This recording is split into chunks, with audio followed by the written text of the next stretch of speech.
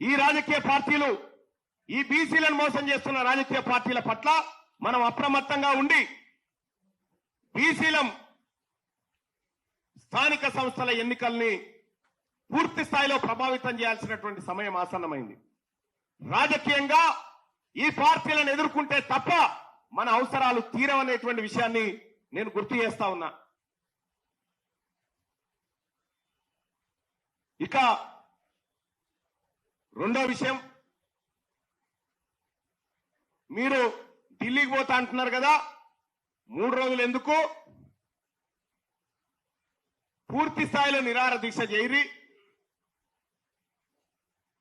ఇటు రేవంత్ రెడ్డి గారు, అటు రామచంద్రరావు గారు, ఇటు కేసీఆర్ గారు, మీ ముగ్గురు కలిసి నిజంగా బీసీల మీద చిత్తశుద్ధి ఉంటే మీరు ఆమరణ నిరాహార దీక్ష చేయండి 42% రిజర్వేషన్ కోసం.